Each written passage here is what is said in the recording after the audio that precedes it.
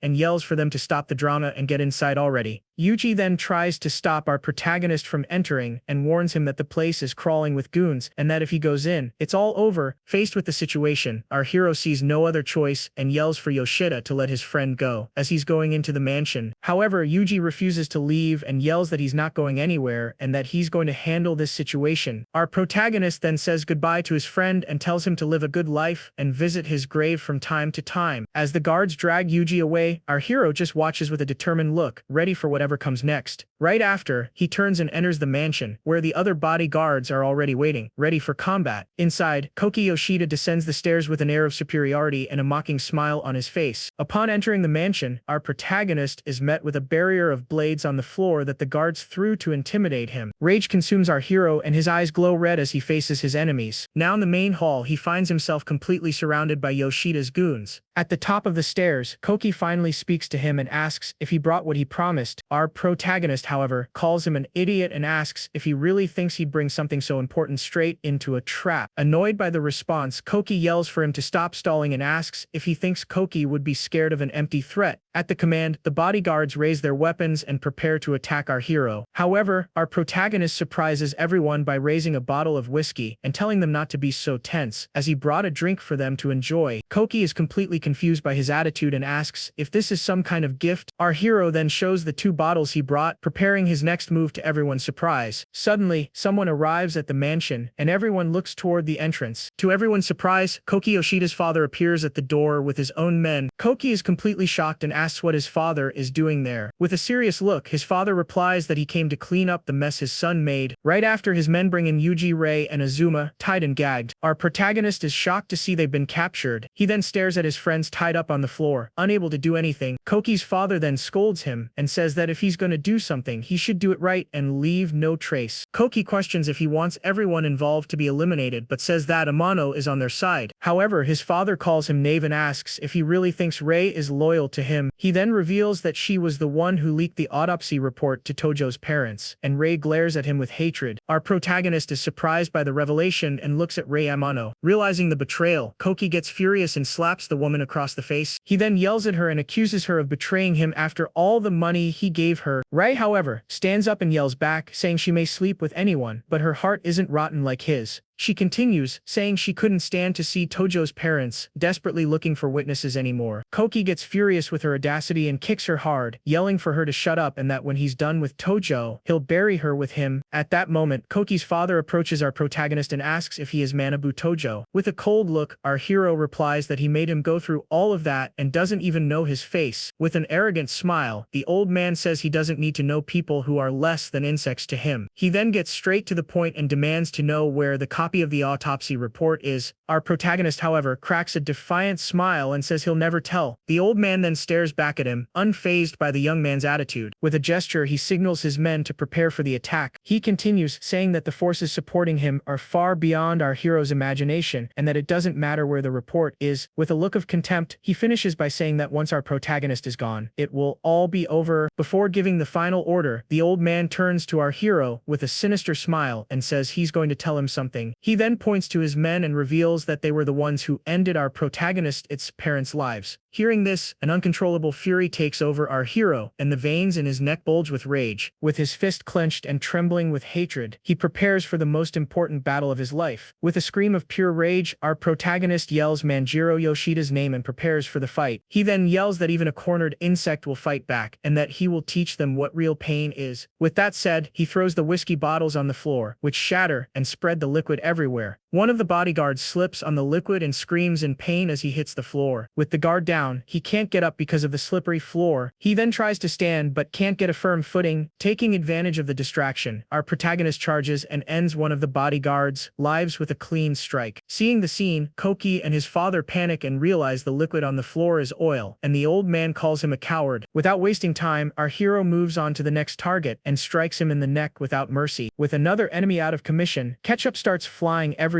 Koki gets desperate and yells for his men to get him at once, as he can't do anything alone. At the command, the other bodyguards charge at our protagonist. Our hero, however, isn't intimidated and braces for combat. With a powerful kick, he knocks down one of his opponents. Then, he uses the fallen guard's body to launch himself and attack another with a flying strike. Our protagonist recovers on the floor and prepares for his next move with a knife in each hand. Koki gets annoyed by the display and calls him a show-off, yelling for his men to finish him off already. At the command, the bodyguards advance toward our hero, who is still on the ground. However, our protagonist has a card up his sleeve and claps his hands together, preparing for a surprise. So, he releases a cloud of white powder to blind his opponents. With the enemies disoriented by the dust, our hero wields his knife, ready to attack. From there, he moves through the smoke like a predator hunting its prey, and without them noticing, he strikes the first guard from behind, and ketchup flies everywhere. With his face covered in splatters, he looks like a true demon in the midst of the chaos. One of the bodyguards desperately tries to wipe his eyes, unable to see anything. Taking advantage of the guard's vulnerability, our protagonist strikes him with a fatal blow. The other goons panic and start swinging their weapons randomly in the dust. The fight continues with our hero moving swiftly and taking them down one by one. Koki becomes completely frustrated seeing his men being defeated so easily. However, his father seems to understand the plan and, with a serious look, tells Koki to get the drink fast. With a confident smile, Koki remembers that water doesn't remove quicklime, but alcohol does. Suddenly, Rayamano throws herself at Koki's feet and grabs him tightly. Koki gets annoyed and yells for her to let go. He then kicks her hard to get her off him. Even while down and injured, Ray thinks that this is the least she can do to help. With the distraction, the bodyguards finally manage to get rid of the dust. As the fight resumes and bodies pile up on the floor, the guards start pouring alcohol on their faces to wash off the lime. With their vision restored, Koki's father tells his men not to panic and warns that our protagonist is an easy target now, and to be careful with the oil on the floor. At the new command, the remaining bodyguards advance more cautiously. One of them manages to get close and leaps to attack our hero with an aerial strike. However, our protagonist manages to dodge and uses the guard's body to pin him to the ground. With his enemy trapped, Koki's father sees an opportunity and yells for his men to attack now. The other bodyguards then prepare to advance and surround our hero. But suddenly, Yuji gets up and, with a roar of fury, he grabs one of the guards from behind and takes him down. With a swift move, the guard headbutts him. Then, he raises the knife to finish Yuji off once and for all. However, our protagonist manages to break free in time and grabs the guard's head. He then uses all his strength and slams the guard's head against the corner of the stairs. Koki gets furious with the interference and yells that he should have finished him off first. Our hero then gets up and, with a quick move, he dodges a blow and lands a solid punch on one of the bodyguards. On his arm, we see that he has attached a metal blade to protect himself and attack at the same time. With the help of his new weapon, he charges forward and starts taking down the guards one by one. Yuji, lying on the floor, challenges Koki and yells for him to try and finish him off, as he's not afraid, and Koki replies that he'll finish him off first. Our hero then takes a stab in the back but doesn't flinch. He throws his jacket at the enemies to distract them, and with them disoriented, he manages to take down a few more. With most of the guards defeated, our protagonist lights a lighter and asks if they need a light. The remaining bodyguards are confused, not understanding what he's doing. He then throws the lighter on the floor, and the spilled oil instantly catches fire, turning the guards into human torches. Taking advantage of the distraction, Koki tries to attack Yuji from behind. However, our protagonist is faster and hits him in the back with a machete. The blow is so strong that Koki falls to the floor, and ketchup flies everywhere. Down and defeated, he wonders how it all came to this, unable to believe his defeat. Our hero then steps on his face, preparing for the final blow. With a cold look, he prepares to end Koki's life and asks if he has any last words. But before he can do anything, Koki's father grabs Rei and uses her as a hostage, threatening that if he touches his son, the woman perishes. With the knife to to Rei's neck, he threatens her to try and save his son. Our protagonist, however, isn't intimidated and dares him to try, while Koki begs for his life. Desperate, Koki begs for forgiveness and says he'll clear his name and pay whatever he wants as long as he lets him live. Koki's father then proposes a deal and says they should end it there with no hard feelings, but warns that if he ends his son's life, he will show no mercy. Our protagonist glares at him with a dark look and asks if he looks afraid to go out. Faced with the situation, Koki's father threatens him, saying he may not care about his own life, but what about his friend? And Yuji yells for him to finish them off and say it was him who did it. With a determined look, our hero looks at Yuji and then at Koki and demands that he hand over all his money. Koki is surprised by the request and says he also has gold bars and that he'll go get them right away. As Koki goes up the stairs, he thinks that there's a gun in the safe and that our protagonist is going to pay for all of this. His father then tells our hero to take the money and leave, as they're even. However, our protagonist just glares at Rei Amano with a cold and determined look. In a swift move, Rei throws herself in front of Koki's father and holds him tight. Our hero then seizes the opportunity and grabs the knife that was on the floor. He then charges forward and grabs the old man's head with all his rage, and without hesitation, he stabs Koki's father in the throat, and ketchup flies everywhere. With the old man defeated, his lifeless body falls to the floor. Rei Amano also collapses to the floor, completely exhausted but relieved. Our protagonist then approaches her and helps her up. With a worried look, she warns him that there are guns in that house. At that moment, Koki appears at the top of the stairs with a gun in hand and swears he's going to send them all to the other side. He then comes down the stairs with a bag full of money and says he brought what he promised. However, when he reaches the ground floor, he is met with the scene of all his men and his father defeated. Desperate, he yells at Tojo and accuses him of breaking the deal, and then yells for him to show himself, because he's going to crush him. Suddenly, he hears Tojo's voice coming from behind a screen and turns to shoot. With a roar of fury, he unloads the gun in the direction of the sound. However,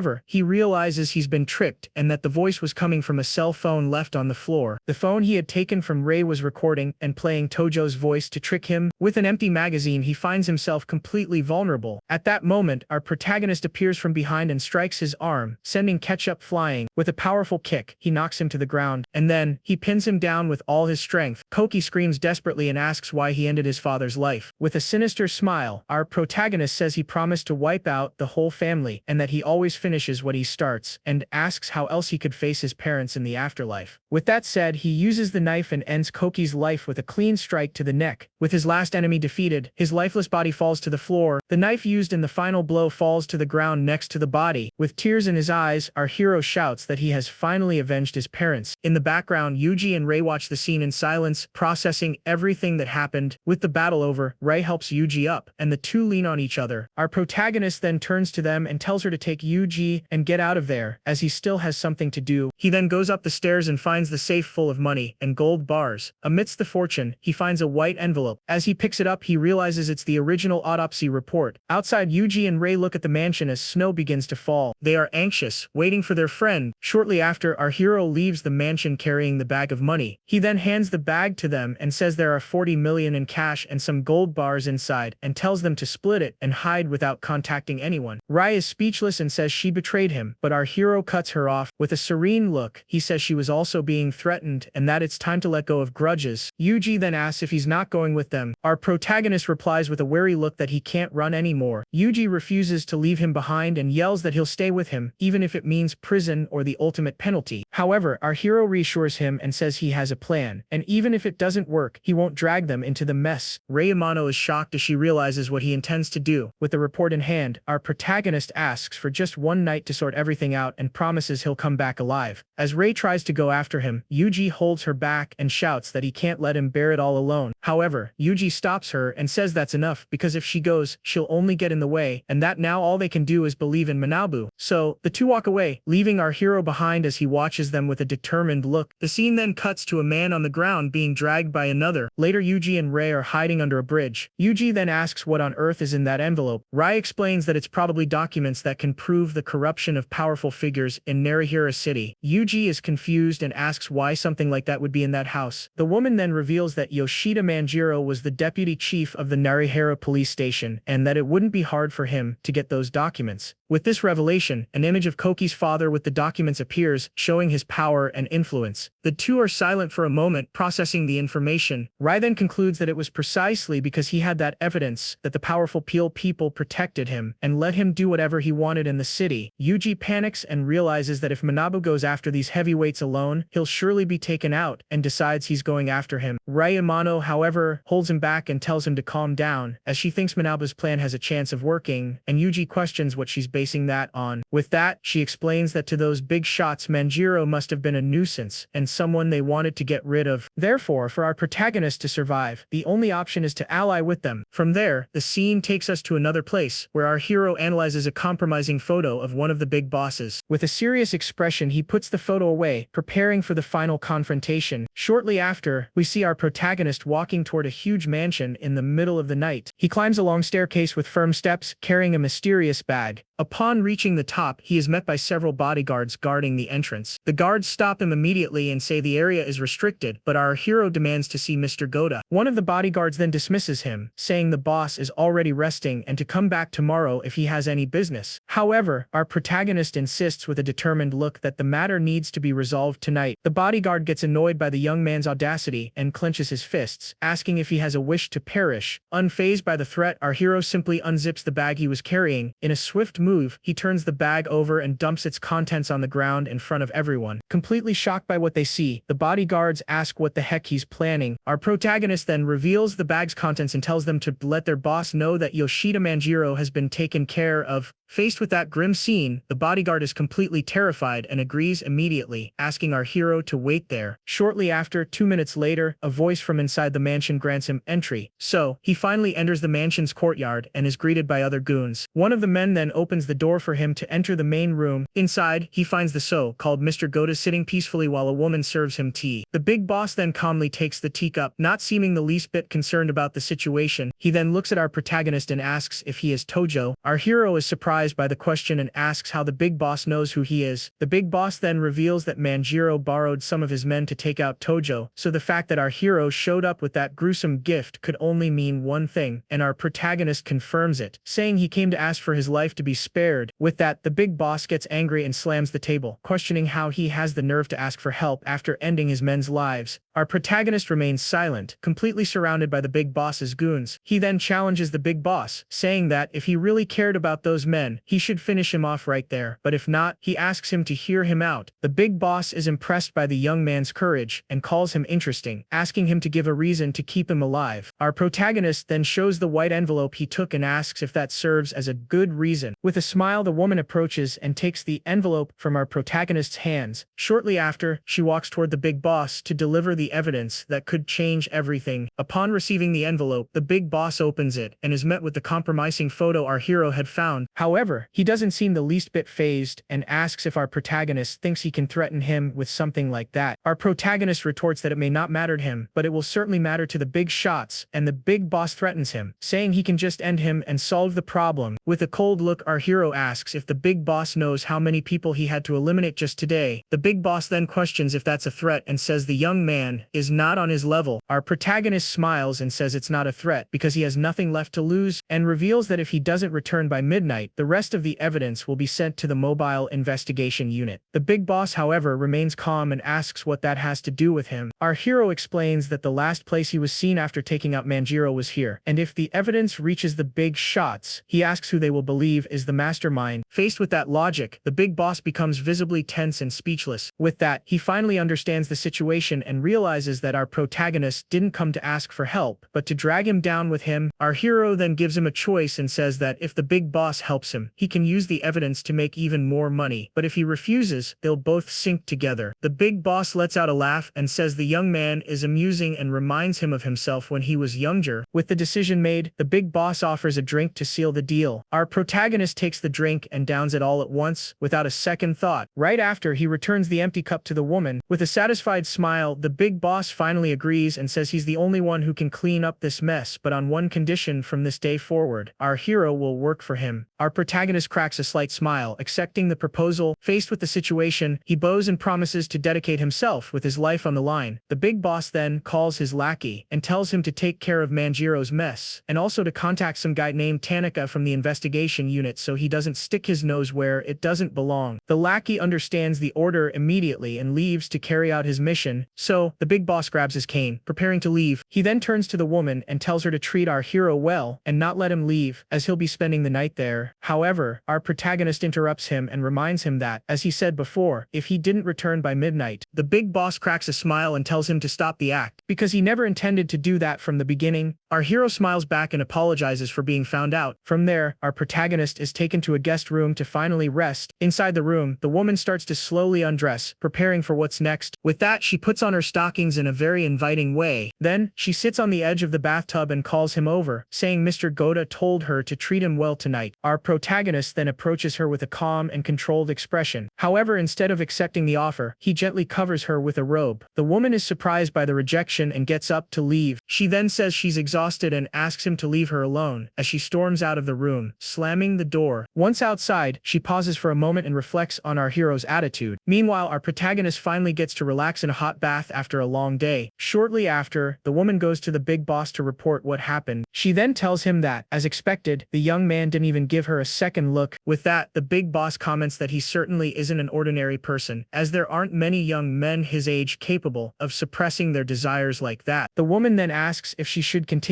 to keep a close eye on him. The big boss agrees and says that a guy like him won't be easy to handle and that, although he's useful, if he betrays them, it will be fatal, so they can't let their guard down, and reveals his plan to get closer gradually, as they have plenty of time and he'll only use him when he discovers his weakness. With a calculating look, he wonders if he can feel safe turning our hero into his pawn. The next morning, our protagonist finally gets some rest after everything that happened. With the sun already rising, a new day begins at the big boss's mansion. Suddenly, he opens his eyes as if he had a nightmare, so he sits up in bed, startled and panting. To his surprise, the woman from before is there and greets him with a "good morning" while wiping his face. He then thanks her for taking care of him and says he needs to leave, but the woman stops him. With a smile, she tells him not to be in such a hurry and invites him to check out something interesting. Right after, she turns on the television, and the news reports a house fire on the outskirts of the city that resulted in 3 fatalities, and according to the police, the victims were Manjiro Yoshida and his children. Our protagonist is impressed by Mr. Goda's speed but questions why the news only mentions 3 people and not the other 8 guards. The woman then explains that those guards were all fugitives and criminals, so no one will care if they perish, and their bodies will simply be buried. With that, she gets even closer and tells him not to worry about anything anymore and to enjoy the moment with her. However, our hero interrupts her and asks for her name. With a satisfied smile, she finally introduces herself as "I am Munakata." He then apologizes and says he has something important to do, and without looking back, he turns and leaves, leaving I am behind with a disappointed expression. The scene then takes us under the bridge, where our protagonist finally returns to find his friends. Seeing him, Ryamano and Yuji are completely surprised and relieved that he's back. With tears in her eyes, Rai runs to him and hugs him tightly, shouting that he's safe. She then says she knew he would definitely come back alive from that confrontation. With that, our protagonist reassures them and announces that from this day on, they will no longer be pursued, as they are finally free. At the news, Rai breaks down in tears of relief and hugs him even tighter. Yuji also starts to cry and asks why she's crying over such good news. From there, time moves forward, and we see the 3 in a new hideout in an old building. Inside, Ryamano prepares a feast to celebrate their new life. Yuji is completely impressed with the food and says he didn't know she had that kind of talent. Ray then replies not to underestimate her, as she's been living on her own since she was 8. So, the 3 raise their glasses and toast to freedom and a new beginning. Right after, they start eating and drinking together, enjoying their first moment of peace in a long time. After a while, Ryamano asks Tojo what he plans to do from now on. He then reveals that with the money he took from Yoshida's house, they might be able to start a small business. Yuji gets excited about the idea and asks if that means they're presidents now. Meanwhile, Ryamano assures him that she'll help him with whatever he decides. With that, Yuji looks at her with a smile and asks if she's not going back to work at that nightclub. The woman then reveals that her younger brother has a kidney disease, and since her parents passed away early, she had no choice but to work as a hostess. But thanks to Tojo, she feels like she can finally start over. Faced with the situation, Yuji proposes a toast, and everyone immediately agrees. After a while, Yuji passes out on the couch, completely exhausted. Meanwhile, our protagonist is lying in bed, deep in thought. Suddenly, he senses a presence in the room. It was Ryamano who appears and asks if she can stay there, as she has nowhere else to go. Our hero then gets up and says he'll sleep on the floor, as there's only one bed and a couch. However, she touches his shoulder to stop him, and says his wounds haven't healed yet, so he shouldn't sleep on the floor, and suggests they sleep together in the bed. So, the 2 end up lying side by side in the same bed, but without touching. Meanwhile, on the couch, Yuji seems to be having a nightmare. Back in bed, Ryamano whispers to our hero and reveals that she's actually been interested in him since their school days. However, our hero had already fallen fallen asleep and doesn't hear the girl's confession. The next day, our protagonist and Yuji are walking down the street, and his friend asks if